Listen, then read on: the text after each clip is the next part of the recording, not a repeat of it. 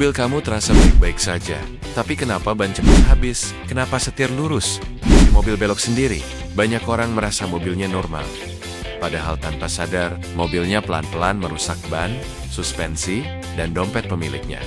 Dan penyebabnya cuma satu yang sering diremehkan, sporing dan balancing. Masalahnya, banyak orang baru ke bengkel saat ban sudah botak. Yang pertama, kesalahpahaman umum. Di luar sana masih banyak yang berpikir, sporing balancing itu cuma buat mobil lama, atau cuma perlu kalau setir getar parah. Padahal, faktanya, mobil baru sekalipun bisa butuh sporing dan balancing. Jalan berlubang, polisi tidur tinggi, trotoar, bahkan cuma naik pembatas parkiran dengan sudut salah. Itu semua bisa mengubah sudut roda tanpa kita sadari.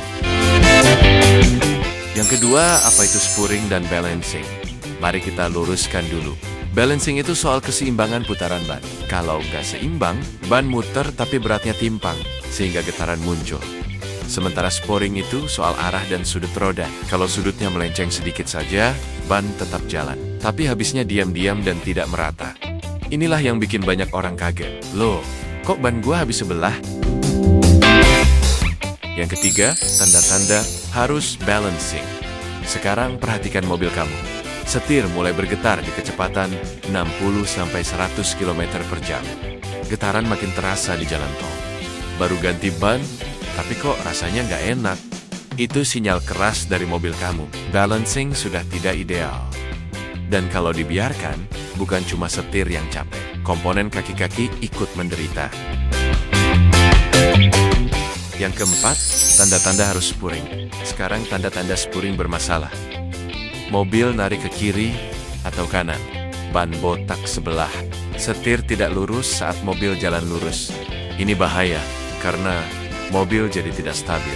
Dan di kecepatan tinggi, kesalahan kecil bisa berujung fatal. Yang kelima, kapan harus dilakukan?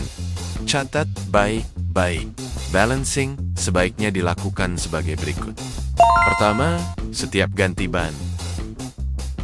Kedua, saat setir mulai bergetar. Ketiga, setiap lebih kurang 10.000 km. Selanjutnya, sporing sebaiknya dilakukan antara lain sebagai berikut. Pertama, setelah kena lubang keras. Kedua, setir tidak lurus. Ketiga, ban awes tidak wajar. Keempat, setiap lebih kurang 20.000 km atau sesuai kondisi jalan. Perlu diingat, ini bukan patokan kaku, tapi panduan aman. Yang keenam, kalau diabaikan, apa risikonya? Menunda sporing dan balancing itu seperti menabung masalah.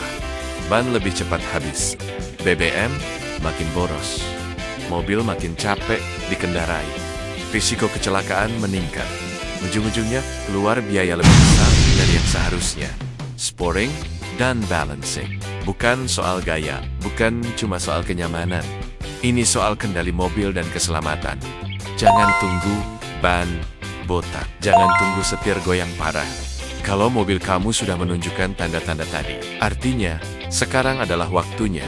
Kalau konten ini berguna, mohon di-like, share ke teman yang sering ngeluh setir getar, dan follow biar nggak salah rawat mobil lagi.